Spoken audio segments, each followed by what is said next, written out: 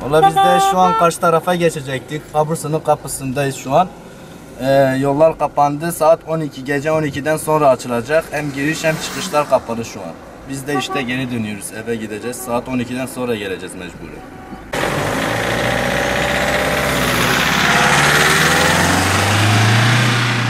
İro seçima Irak'ı giriş çıkışı kapı 2 saat 12 kapat buyu em sarre sekinini ana kapı girti em berware sekinini em hevyawan go vekin